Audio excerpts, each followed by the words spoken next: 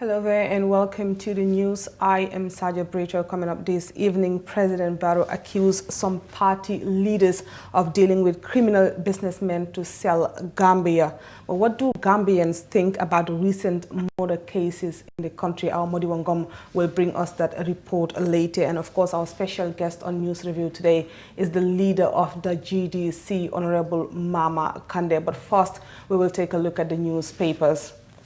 The Standard newspaper is reporting that President Adama Barrow has been advised to support Halifa's initiative on resurrecting the draft constitution, and state wants to confiscate 16.3 million Gambian dollars wired to a Gambian from Sao Tome. Gambian timber dealer claims Senegalese security burned his lorry in Casamas, and of course Tangier murder suspect arraigned before the court, and Kafuta VDC has now been dissolved. Let's take a look at some of these stories in detail.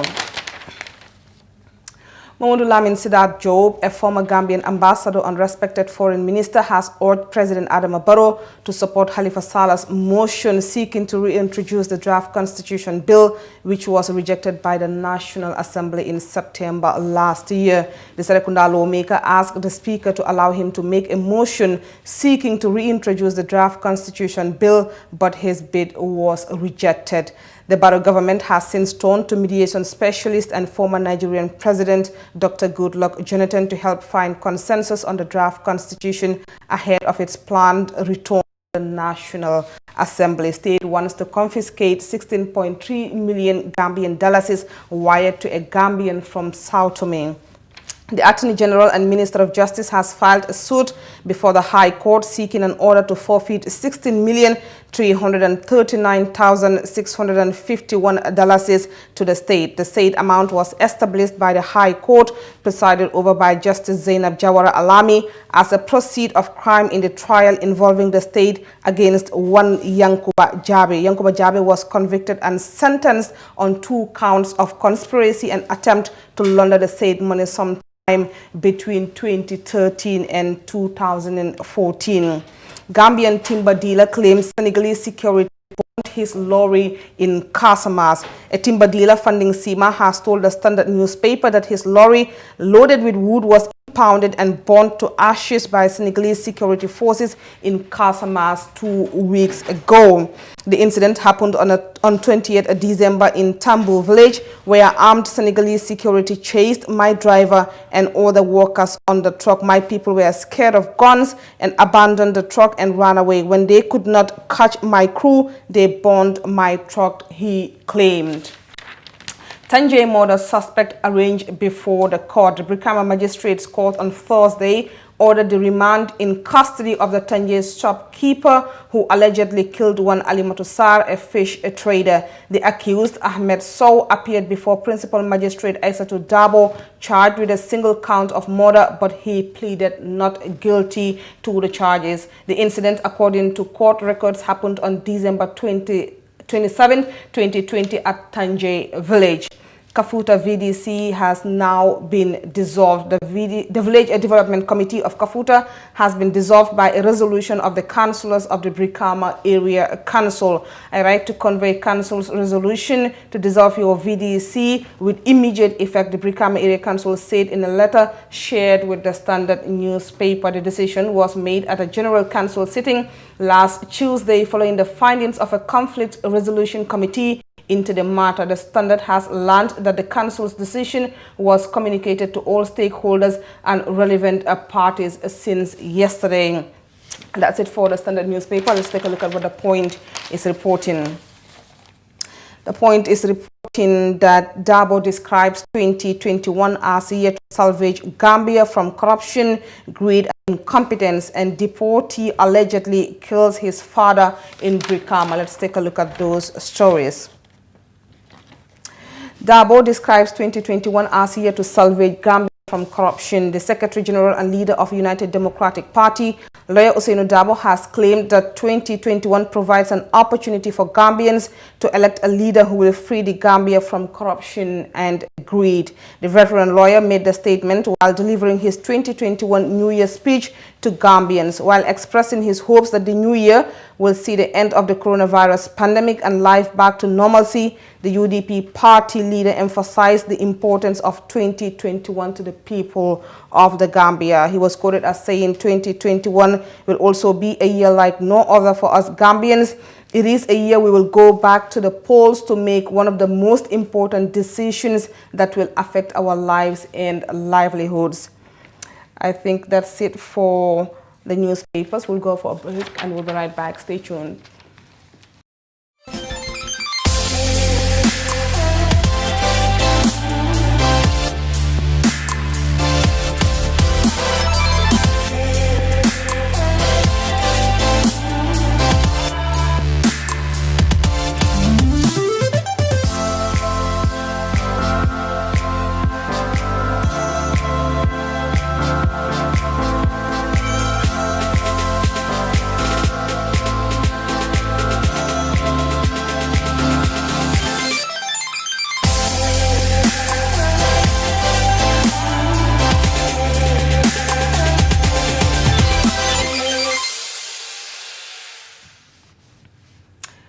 Welcome back. And now President Adama Barrow on Sunday stopped at Bruford as he continues the second part of his Meet the People tour. Barrow during the meeting accused some party leaders of what he describes as dealing with criminal businessmen to sell Gambia. More in this report.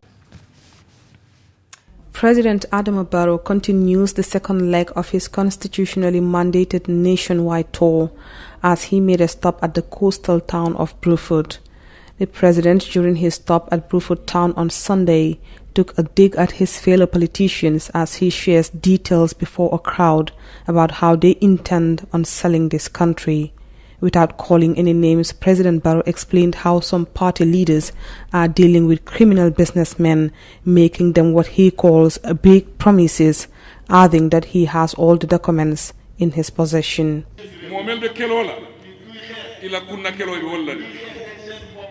Ifamola kunna nafa ibe wole kekan bari politiko be silale woto mo minadi amol folale mel yalla ko membe keri mo mel yalla ko be pare pour que ñin Gambia waaf nga jula jamal london ni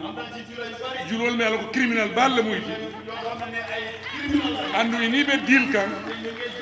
ika promise bal deal nga julol jol jer me ko ye promise ñin na ko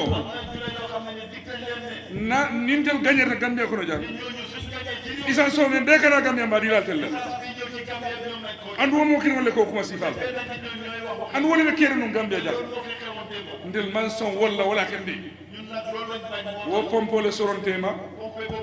ban sila wo sila sobo nga mol je janne mel ya lonko ye kaytol dara ye agreementol dara inin businessman ol ka place ol waf no ka ministre place ol waf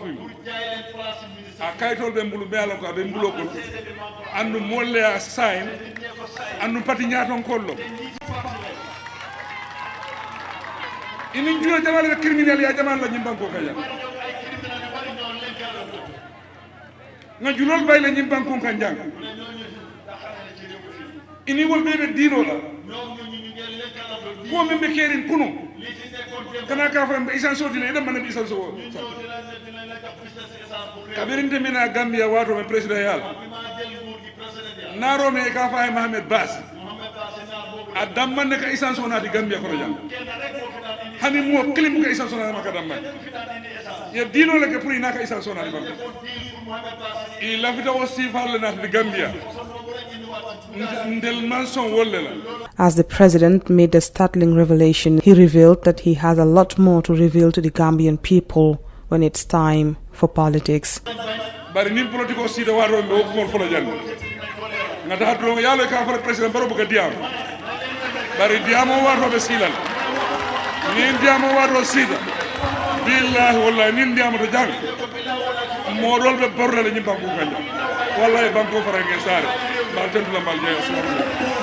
Saja Brito reporting.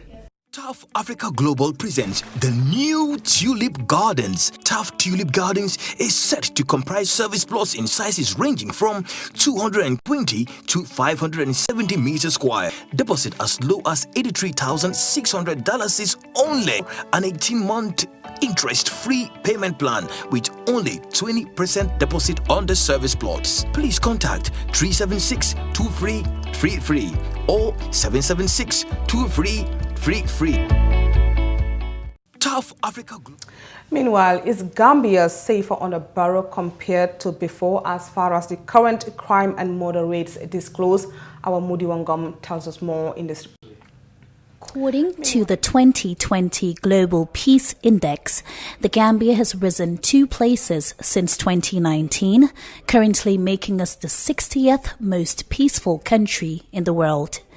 Inasmuch as there has been evident growth according to the Global Peace Index, in addition to the socio-economic challenges we face as a nation, which include unemployment, high rates of poverty, a growing rural-urban divide, and a decreasing literacy rate, committing murder seems to be rapidly finding its way up this list. We went out earlier today to find out how some Gambians feel about the growing murder rates, and some of what they had to say included. The killings and all these sort of things are very common in the country, and it's a concern for everybody. And I think the first port of call should be to the government. You know, whether it is the people, whether it is... We should make sure that the government takes the right step so that at least we will be comfortable in our country. Yeah. Now, according to your personal perspective, could the Gambia have been regarded or seen as a more peaceful country during the last regime compared to this current one? Was it more peaceful during Jammeh's time compared to Barrow's? Well, personally to me, I don't see much difference between the two governments. Actually, what was happening during Yaya's time are the same things that are happening now. And even during Yaya's time, the same things were happening, and nobody knows. In fact, it took us to the level of saying, hey, this government is not safe, we need to change it. So if we change that government, definitely we should do better than them. I see no reason why we should not. The people are peaceful. You know, they want peace. You know, so it's just a matter of government putting in the right thing. You know, I think that's the whole problem. wax dëgg yàlla rayante bi léegi dafa bëri nañu bàyyi xel nañu baro jóg si dëkk bi lekk bi léegi nu mu mel dafa garaaw de rayante baa ngi bëri si dëkk bi sooy génne sax da ngay ragal baar ñu lay rey wala ñu lay taf si yoon bi loolu yëpp óorul na baro jóg wax si dëkk bi jeex na salaam yaa jame moom kenn ragalul woon wax dëgg yàlla kenn ragalul woon fu la neex ngay dem kenn du la def dara kon léegi rayante booy si yëpp ñu ngi rakkaaju. Another one of the speakers had this to add. Okay, ñi mo fami be keringa am betea wol be ñoo pala dron ma moy ko do bota ya deport anata ka papa for what fa man kukala man ko kukala de wo frustration adam baro man sakunda ñanta kukala ñi ko tol be tanje mo fata je ado man ka gambien oti ñabe wala ñanta ku fala ñi ko tol gam mo mi man ka gambien ko ye da bonni na kul ko ni man ñoo bambe ñoo pala janne de wallahi halalo ye da bonni na kul to mo ka mo fa kencenke mo ñaadu ndile na kencenke tuskande po tinimbali akan woman bete ay faro min ben banku ga ci abatale say manya na sonna wala ni min kombe ni banko ka be continue nyama atebete ala yo wala mun nakum wa salam. According to some of the youths, the use of imported drugs and alcohol directly contribute to the murder rates. So many things ange duga hilbi tika filo amne do monika di am the cause this killing comme that look at something like something like gaw bi bena pil sa gadi use ta mu fi bena pil tangi lu so many things ange duga fi dal lo xamne lo correct dal le wara try guys stop ci lolu ñom sen bo government bi ñu wara jog rek yow ne ñi ñew make stop ci lolu dimele youth ci ñu mëna sé nak lañu wañé lolu parce que right now lolu mu ngi wa destroy youth ci not only the alcohol the weed or whatever thing ide but that thing that lu ñewé gaw bi excess thing non wa mu ngi ruin system bi right now but youth ci xamuñ ndëriñ bi why they are using it bere leen tam mu fofu no right na gay wara tra ñu gëna jappalé youth ci comme as fa development baangi by go on bu guy concentrate tali the I don't understand why yena guy try tam comme fa la yu ci di dem share guy dem share guy sen talent make use of their talent make use of their potential their skills so amuñ skills ñu talent skills training center or so am nañ skills ñu profiter leen fo xamne comme they can make good use of it dal comme themselves instead of you tangi go hang around go around there's nothing to do man ko di blame you today man I blame the government. It's nice why dañ wara jangal people what is democracy force ba pare if each one have to respect people dañ ba pare sécurité bi dafa wara beuy dañ war di ramas comme lu xew Sénégal ko amul ID card bu mu dox guddi ñepp xam nañ ne ray bi mu ngi ci aduna bi yépp kenn mënta nit mom nit rek la mëna doon boy liñ day jël bari na drogue bi bari na sangara bi bari na boy légui moy lolu da nga yar ci biti mbedd bi yaral bopam waye luñ wara def moy comme def ramas ku amul ID card bu mu genn dem ci place yi bari bari nañ ku nekk ay ibi ba do xam ndax ki amna keuyit wala amul keuyit nañ def comme Sénégal because sum nekk mi ngi ci démocratie waye dafa wara am ramas ñu xam ñan ñoy bandi jappalen tek leen place police yi bari dolel police bi lool rek mom la amon lu may wax waye ray bi mom xam nga amna fu nekk fo mo dem ci jamono bi mo yaaxu legi aduna bi mo démé nonu waaw non waxo he adina ci kay mom duñ fi jog waye yow as ku dekk Gambia right now kula laajoon jamono Yaya Jammeh ak jamono Barrow ban mo gëna peaceful ci yow lako tot jamono Yaya Jammeh it was peaceful it was very peaceful ñepp ragalon nañ tamit xam nga nguur mom dang koy ragal waye man six human rights nit yi lolu mo nekkon only thing the problem Yaya Jammeh lim six rights nit yi ken du wax president nay def dara nga ne ko li nga def baaxut understand nga lolu moy doxal rew. Some of the speakers expressed blatant disappointment in our current regime, with one of them even mentioning that man da suma sañon gaay Yaya Jammeh ñëwaat waaw man suma sañon Yaya Jammeh ñëwaat wala lolu boss Yaya Jammeh tay mu fe nekkon rey du bari wa depuis mu dem ci la rey stade di bari on a ça ken deg amul ken respect ken mostly like security officers amuñu respect mostly police army amuñu ben respect ci kon ci dëkk bi on a sens am ñun personal security nga am ne private security amuñu respect so luma gis dal man Gambia dal wax yi dafa bari waaw waaye di important moy Yaya Jammeh mu ñëwaat waaw. From residents in the Gambia over to our security officials, when asked on his take on the rate of murders being committed, Police PRO Superintendent Lamin Jai had this to say.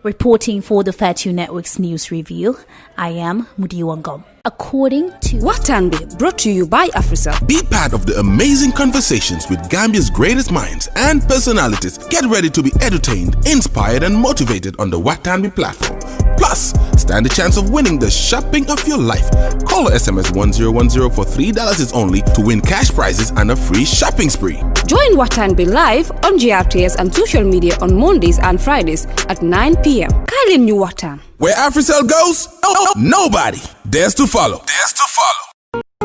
Welcome back, and now coming to you live from Baobab, I am joined by our special guest on News Review today, the leader of the GDC party, Honorable Mama Kandeh. Honorable, ñu ngi la wax ne bismillah di la dalalaati rek Fatu Network.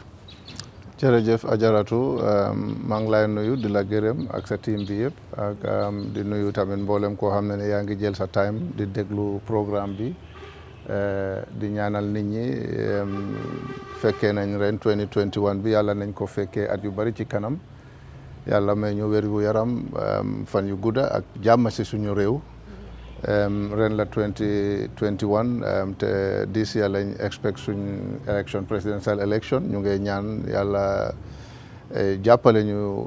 jàppale Gambia yëpp ba élection bi am ci jàmm mu jeex ci jàmm ba pare ñu delluwaat as one people ñu as Gambians ñu delluwaat nekkati jàmm together ñu liggéey suñu réew. am na yu bari yu ñoo séentu si at bi nga xam ne moo taxaw nii 2021 waaye ma bëgg rek ñu gestuwaat tuuti si li nga xam ne mooy 2020 dunda nañ lu bari dunda nañ lu métti loo xam ne nekkul Gambia rek but the whole world. Coronavirus pandemic bi has plunged the entire world into a crisis like no other. Yow naka nga gestuwee 2020? 2020 nekkoon na at boo xam ne ni foog naa adduna bi yëpp am nañ ci jafe-jafe amut kii amut kele loolu ñëpp la woon jàngee nañ ci lu bari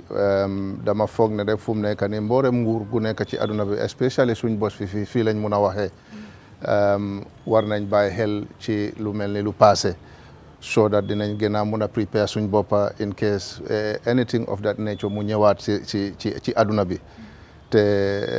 kenn xamul tamit lan mooy xew waaye ñu ngi ñaan yàlla defal ñu jàmm kese musal ñu ci mboolem jàngoro ju mel ni bu coronavirus bi because lii sonnal na ñëpp rey na doomi adama yu bari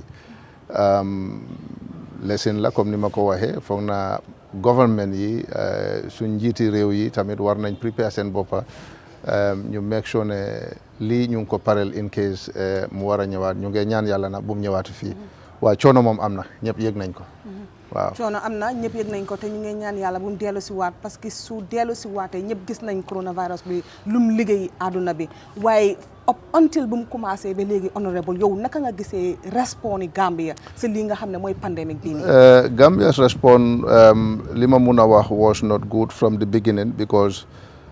li ma dee wax toujours ñun we are surrounded by Sénégal ak lu mun di xew fekk egut Sénégal du egga Gambia te li yàgg naa ko wax even in 2016 during our presidential campaign ma ne leen Gambia de waruñoo ragal dara ci mboolem loo xam ne ñëw na ci àdduna bi ci egut Sénégal waaye di moment mu egga Sénégal war nañoo prepare suñ boppa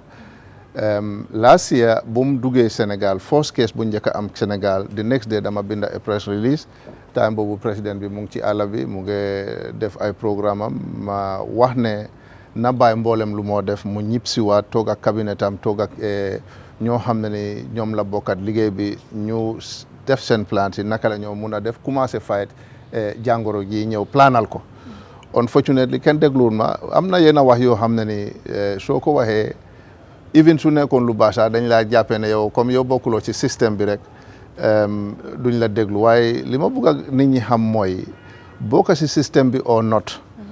you are a Gambian réew nga te foog naa benn mboolem doomi réew war naa mun a bugg a gis lii aar réewam lii protect réewam lii protect doomi réewam loolu ku nekk la soo ñun suñ génnee ñu wax loolu ñoom it waroon nañ ko mun a gestu waaye defuñ ko ñun ñu ngi ko binda on the second ñoom responduñ ba on the 17th which was for us it was a bit late ba pare gis nañ the way things were distributed hand sanitizers and everything am na béréb yu bari yoo xam ne ni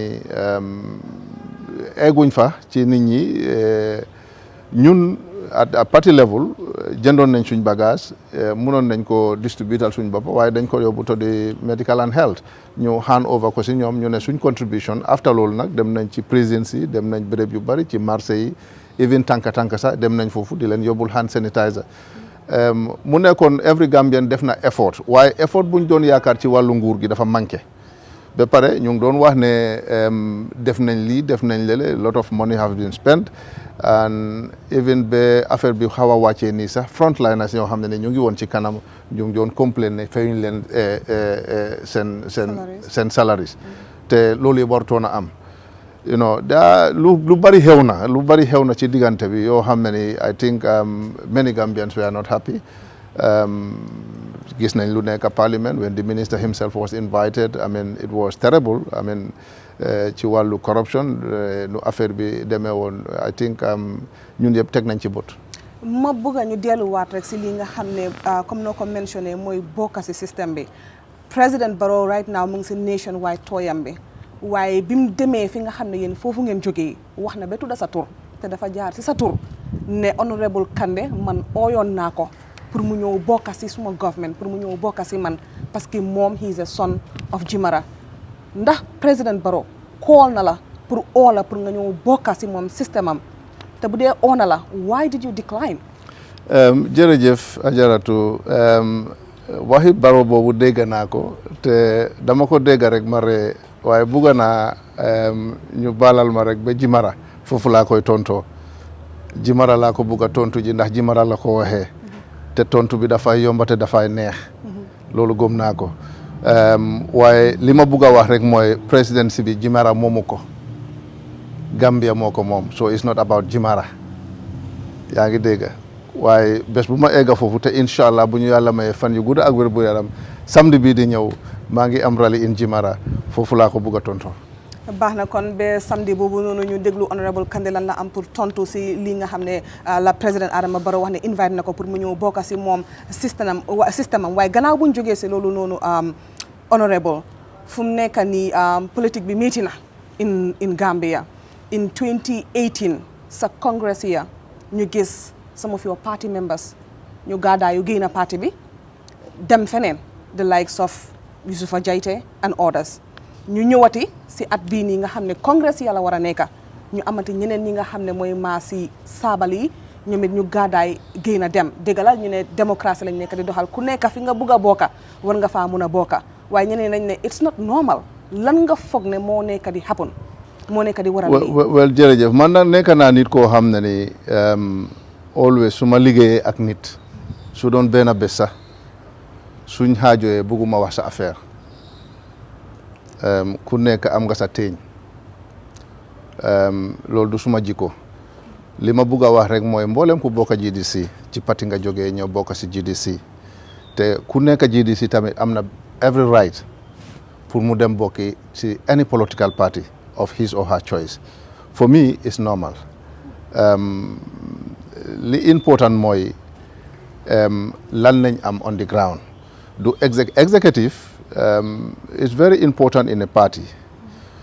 ñoom ñooy jàppale parti bi nu doxalini parti bi di prepare party manifestos, party program, policies and programs, vision and mission, all what not, organize waaye ñi amee parti bi mooy party supporters te fekk yaa ngi am sa party supporters te suma party supporters ñu ngi yokki every day we have hundreds of people coming to join the GDC every day man dama feel ne ñaakuñ dara true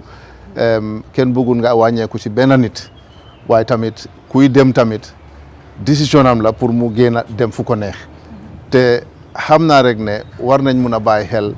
ci ñiy dem tamit lu ñooy dem wax ak naka la ñoo dem nekkee ji foofu mboolem koo xam ne yaa ngee bàyyi parti te bu mu neexee yaa ngi fa woon te waxoon nga wax yu bari ci parti boobu ci lu baax benn bés nga jóg nga dellu diwaat di yàq parti boobu kon war ngaa fàttaleku lu baax li nga doon wax ci parti boobu kon mbon boobu kañ la commencé ak kañ nga gis parti boobu baaxut ak nga war faa nekk ay at benn bés nga jóg rek nga ne da ngaa dem saboter parti boobu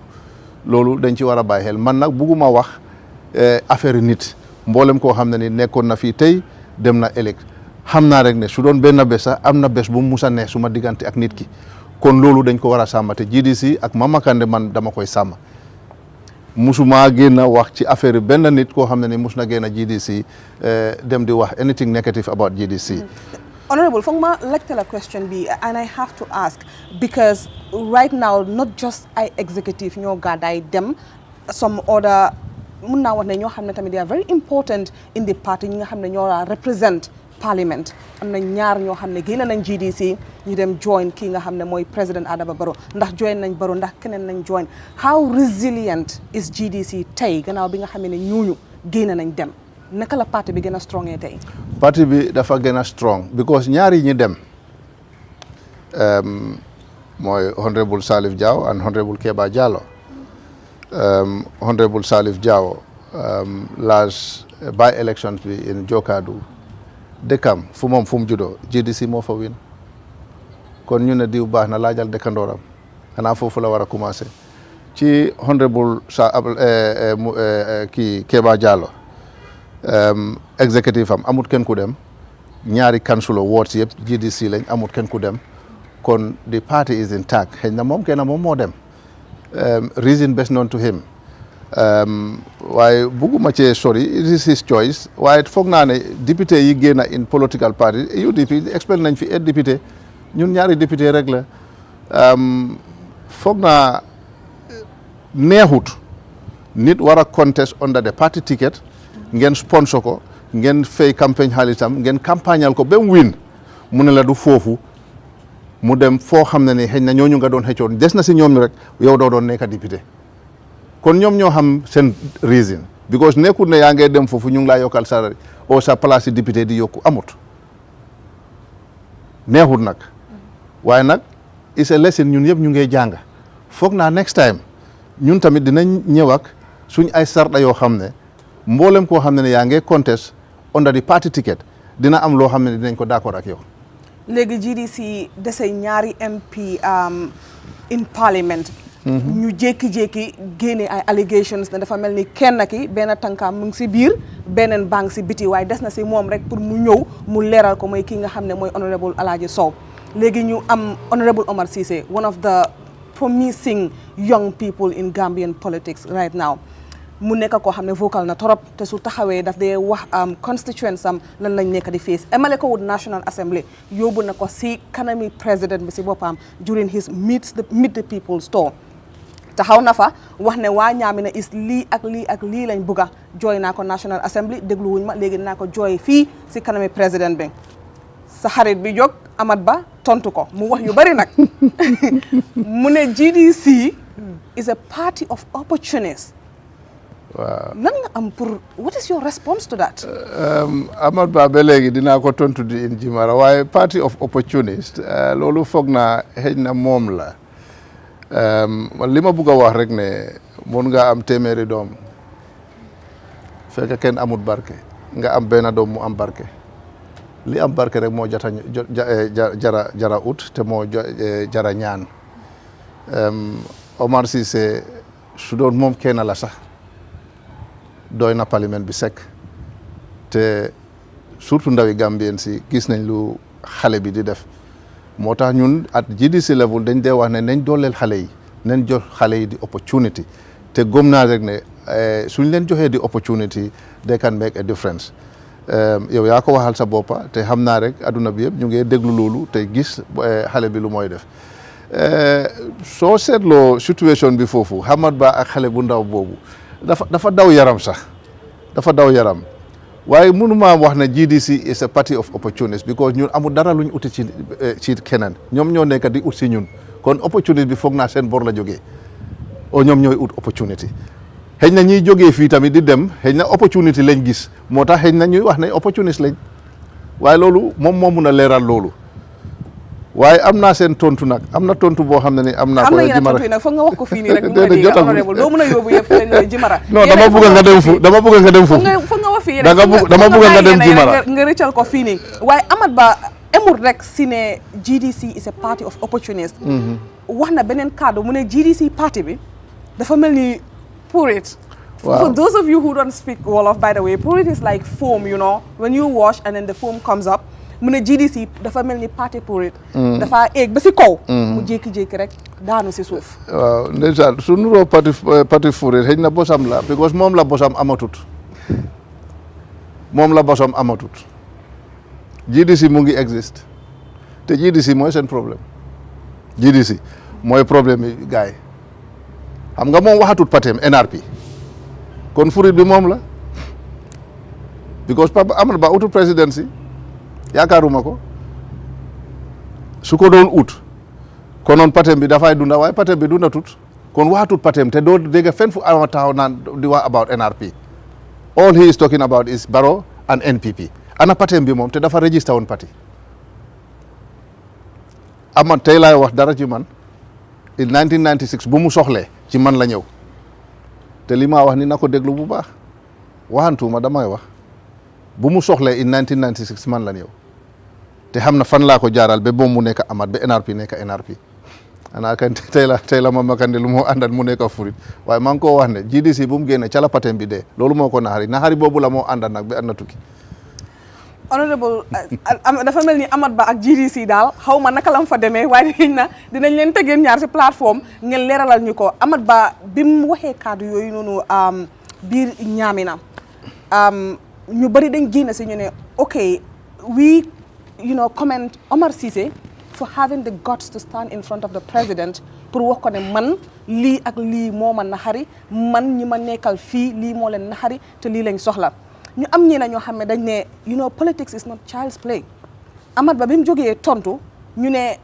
Amat Bah knew exactly what he was doing ñeneen ñi naan kii li mu def nii tey it means ne Omar Ceesay career in politics jeex na yow lan nga am pour wax si loolu. waaw xam nga ñoom ñu ngi gàddu kàddu yoo xam ne ni kàddu yi dañ dañero sax naan nit ki yaa ngi gas sa graveyard sa bàmmeel wax yooyu dañ diis ci moom mag bu em ni moom ak xale bu ndaw bi ki em ni kii waaye ñu ngi koy dénk xale bi nag moom Amat nit sooy wax ci mbooloo ak looy mun di wax xamal li ngay wax Omar lim def loolu la war a def kan mooy njiiti nguur gi tey Baro fan lañ suñ ñatti tànka yi di dem ci nguur gi kan moo uti xaalis yi pour Gambia Baro kan moo amee suñ keesi nguur Baro fan lañ expect suñ projets yi suñ yoon yi suñ électricité suñ lopitaan yi suñ schools yi fan lañ ko expecté ci nguur gi moom lañ dénka nguur gi kon wax Omar wax foofu la ko war a waxee na ko parlement xëy na dégluwuñ ko mu ñëw wax ko ci kanam Baro ci boppam pour mu dégga ndax loolu crime la ndax loolu waruta am waaye aade engrais lu tax ñu mer kon ñoom bugguñ dégga bugguñ tamit ku leen wax ne lii lañ soxla ñoom seen tournée bi foog naa du tournée GDC la waroon a nekk dañ war a déglu Gambien si ñu xam lan mooy seen soxla lan mooy seen problème ñu seet naka la ñoo solver problème yooyu waaye tamit su fekkee ne kooku ñëw na taxaw na wax na leen lan mooy seen problème Omar Ceesay saagu fa kenn waxu fa kenn lu bon dafa wax problème yi Ñaamina ak luñ soxla lu ci jaramer kon ñoom dégguwuñ su fekkoon ne Omar daf leen saaga sax nga ne waaw xale bi ñàkkee nañu respect waaye xale bi saagul leen daf leen wax lan la constituent bi soxla te constituent bi soo déggee si ñu sànnil ko karta pour mu taxaw ci National Assembly bi mu waxal leen ñoom seen soxla léegi président bi taxaw na wax na soxla yooyu lan moo fa war a nekk problème nañ seetaat seen boppa honorable ñu delluwaat si meet the people store bii nekk di am at bii nii honorable yow lan nga si jàngee parce que ñu bari dañ ne too bii daanaka mun nañoo wax ne too yi cross carpeting la ba pare too bi dafa mel ni li nga xam ne the purpose has been defeated yow naka nga gisee too bii nii. too bi is not meet the farmer store or meet the people store or people one can say but not meet the farmer store te foog naa too bi li mu waroon a nekk mooy waxtaan ak Gambien si waaye comme ni ma la ko waxee sànq rek too bi du loolu because su fekkee ne waxtaan ak Gambien si xam lan mooy problème yi Gambien si xam lan moo nekk si seen biir réew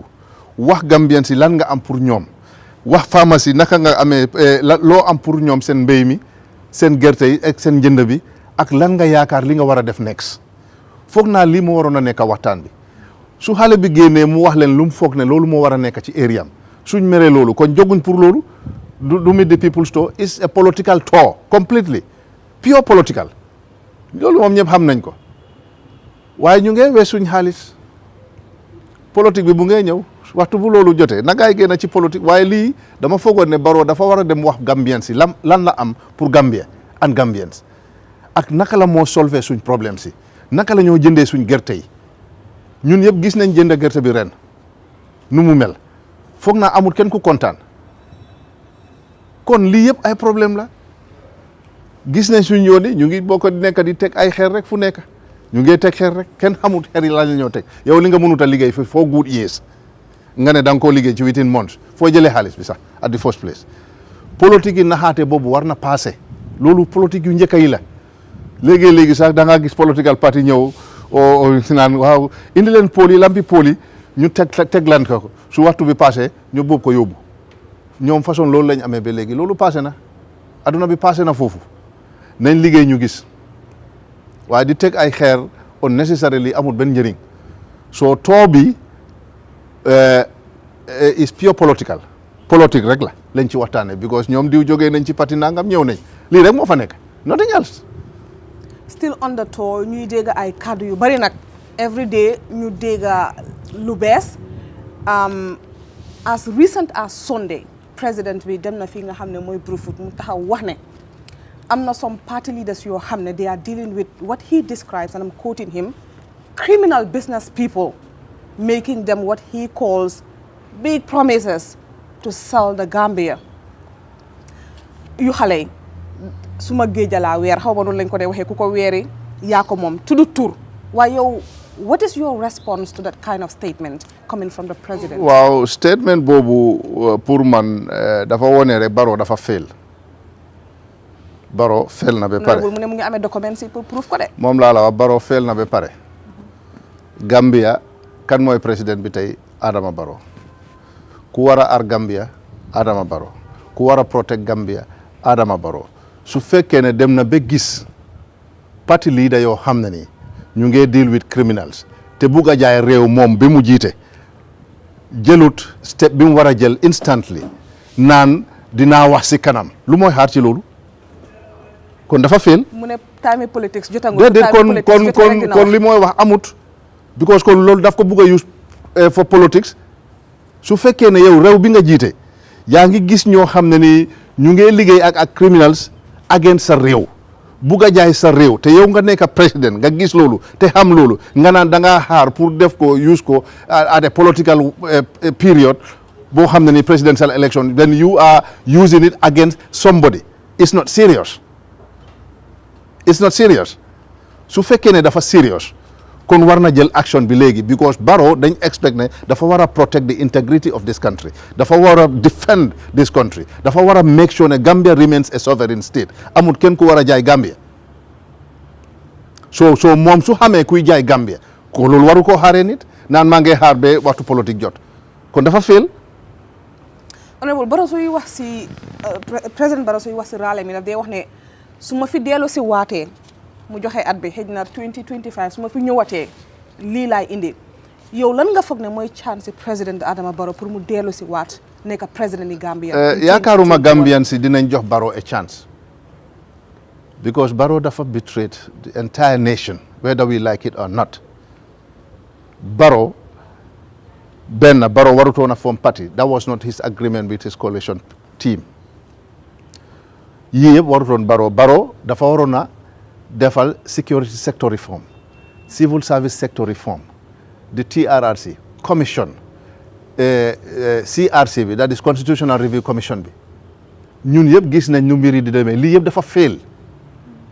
Barrow dafa promission nit ñi ne 3 years la moo nekka buñ ko laajee mu ne sooy politique lu la neex ngay wax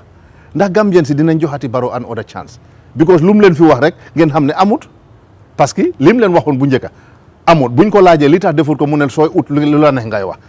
xanaa loolu rek war na doy si campagne Gambien si kàddu googu kese doy na pour Gambien si buñ ko sànnil because amul dara loo xam ne ni war na ñëw indi yaakaar ci Barrow ne Barrow lum ñu wax dina ko def parce que li mu wax ak ñim àndaloon yëpp amul dara lum ci def bu ordinary Gambien si laajtee lan moo tax defuloo ko mu ne sooy ut nguur lu la neex ngay wax xanaa loolu kese doy na kon ban yaakaar la nit ñi war a am ci Barrow ba ñu war koo delloowaat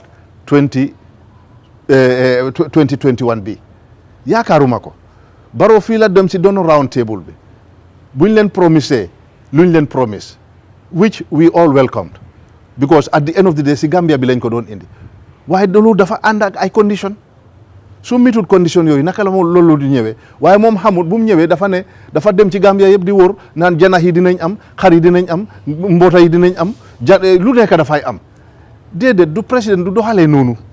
loolu ana loolu tey Barrow lu mu promise Gambien si yëpp amul dara lu mu ci def dafa feel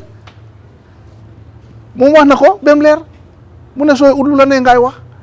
kon again lu ko neex la moo waxati des na si Gambien si waaye xam naa Barrow su delsee fii wallahi di nga gis doomi Gambia bu enu boppam bi loxo ci boppam diggi bëccëg du muy jooy already luñ expérience suñ ci mënut a jàng kon duñ jàngati. kon nag lan mooy chance GDC tamit pour ñu jël di presidency in 2021 honorable. chance GDC dafa bari chance GDC dafa high let me tell you this waaye incha allah di nga gis lu ñoo def because GDC amul dara loo xam ne ni tax na ko ci wàllu nguur li ngay naan kaay ñu fogas ko déedéet dafa clean amul dara lu GDC yaaxa ci nguur xanaa lu mu defar ci Gambia GDC lim defar ci Gambia moo am waaye amut kenn ku mun a taxaw naan GDC lii la yaaxa amut kon ñu ngi sant yàlla ci loolu def nañ fi lu kenn musut a def ci history politique ci Gambia kenn musu koo def kon loolu kese ndam la place bi ñu ngi koy ut dañ bugg a Gambien si jox ñu place ñu liggéey ñu seet ñu ñun tamit waaye loolu yàlla moo xam ndax dinañ ko amam déet waaye one thing xam naa ko mooy nekk doomi réew nekk nañ doomi réew dinañ contribute our quota whether elected or not waaye am nañ yaakaar ne incha allah liñ fi def Gambien si duñ ko bàyyee noonu am na luñ ci gis. Honorable 2021 fu mu nekk nii jot na ba pare daanaka ñu ngi si biiram waaye comme ni ma ko nekk di waxee rek fu mu nekk nii politique Gambia dafa change the political landscape has definitely changed over the years Gambian politics nu mu nekk di demee wax bi daanaka mun nañoo ne wax bi bari na saagante bi bari na. Gambian politics fu mu nekk nii dafa tilim Gambian politics politique bi am léegi musut am ci Gambia musuñ koo expérience not di Jawara regime not di Jammeh regime politique bi nu mooy demee dafa tilim di jël ay xaalis di dem guddi di jox ay nit di promise nit ñi dinaa la jox 1 million dinaa la jox moto dinaa la jox nangam di créer lu nekk yaa ngi understand lii musut fee am suñ lopitaan yaa ngi nii jigéen yi every day ñu ngee dee lopitaan yi amul benn garab suñ school si yaa ngi nii Gambia collège yaa ngi nii tey ku bàyyam soo xam ne ni sa loxo jotul sa gannaaw mënuloo faa yóbbu sa doom lekka baa ngi seer dara doxut ci réew mi ñoom de a busy di génne xaalis di jox nit ñi di promise nit ñi ne soo ma nekkalee dinaa la jox nangam xaalis la ñooy wone te sa réew mu ngee torox sa doomi réew ñu ngee torox dara wàccut si biir Gambia lu nekk rek dafa price yaa ngee yokku every day ñoom mun nañ taxaw sax ine political rally naan waaw Gambia léegi price yi dañ wàcca dafa mel ni ñoom xamuñ luy dox ci dëkk bi ndax dañooy téeteelu mu kenn mënut a understand waaye Gambia nu mu mel dafa daw yaram surtout ci wàllu politique bi dafa tilim te maa ngi ñaan mboolem Gambiens nañ rafetal te xam ne fii ñun ñoo ko bokka fii kenn gi mënu fa génne sa morom ku nekk na fas ene bu rafet ci sa mbokki jullit ci sa mbokki christian ci sa mbokki dëkkandoor ñu ene wante jàmm te xam ne ku nekk parti bu nekk da nga am sa parti programme nga am sa parti policy nga am sa parti vision and mission jaayal loolu nga waxtaan ak Gambien si dafa daw yaram political rule especially parti boo xam ne ñu ngi wax ne tey président bi ci parti boobu la bokk loolu xam nga naka la nit ñi waree support parti boobu ci development programme si ngay def noot ne yow sa boppa sa parti di jóg di nax nit ñi di wax nit ñi li amul ngir support gaa ngi génne seen aso bi lu ñooy def léegi dañ laa forcer sol aso bi forcer sol aso bi mooy jox la aso bi tegal la ci xaalis pour nga sol ko jox la tiisa tegal la ci xaalis pour nga sol ko kon yow war ngaa xoolaat sa boppa am na parti yoo xam ne ni tey lu mel ni GDC nit ñi yaakamti nañ am seen t-shirt ñu sol ko fekk ñu ngi proud noonu na dañ leen a bribe pour sol t-shirt yooyu kon kii def loolu war na xoolaat boppam de su fekkee ne dafa foog ne nit ñaa ngi ànd ak moom déedéet waxoon naa ko keroog ma ne ñaari nit ñoo toppa Barrow ku xamul dara ak ki toppa poosam ñaari ñii ñoo ko topp waaye mboolem koo xam ne ni xam na dara gis na Gambia te Gambia la bugg a jiital développement Gambia la bugg a gis wallahi du Barrow dina am li ma ci wax in Jimara incha allah. honorable fu mu nekk nii dafa mel ni waxtu bi mu ngi ñu bugg a jàmm ma bàyyi la rek nga tëj lan nga am pour wax lii nga xam ne mooy sa mbokki Gambien yi but most importantly ñi nga xam ne ñooy the supporters of the GDC party. first li ma bugg a wax mooy suma mbokki Gambien si dama bugg a ñu jiital Gambia ci lu mboolem lu ñoo def politique bi bum ñu jaxase politique bi bum ñu boole politique bi bum dog suñu diggante politique bi fii la ñu fekk fii la ñooy bàyyi kon nañ ko rafetal te xam ne rek dara yàggu fi falaas bu ñooy ut si man lu ci yàgga mooy balaa may koo am su ma ko amee dara teguwut ci mooy génn naa rek loo mus a am rek di nga ko mus a ñàkk ida loolu bàyyi la mbaate yow nga bàyyi ko because yëpp a ngi fi deyaa ngi fi génne laa ngi fi kon ñu def ndànk rek ñu xam ne réew mi ñun ñoo ko bokk li ma wax bokki GDC maa ngi leen a gërëm bu baax di rafetlu seen taxawaay di leen encourage ñu gën a taxawal seen tànk gën a takka seen belta xam ne fuñ bugg a dem duwut lu yomba te 2021 election campagne bi du yomba de waaye suñ diggante ak office bi wax naa leen ko yoon yu bari lu nekk mu ngi ci diggante bi wax naa jaan yaa ngi fi jiit yaa ngi fi gaynde yaa ngi fi bukki yaa ngi fi lu nekk mu ngi fi lii la ñooy jaakaarloo nag ba egga fu ñooy dem meaning nañ gën a dëgër te xam ne rek yaakaar am na si GDC te bu soobee yàlla GDC dafay dem. jërëjëf jërë ngeen jëf thank you jërëjëf well that would be it for a news review this evening ñu ngi laa wax ne jërëjëf rek si time bi nga xam ne jox nga ñu ko Fatu Network di la wax ne jërëjëf honorable do join us tomorrow if you can. Thank you very much for watching and have a good night. Thank you.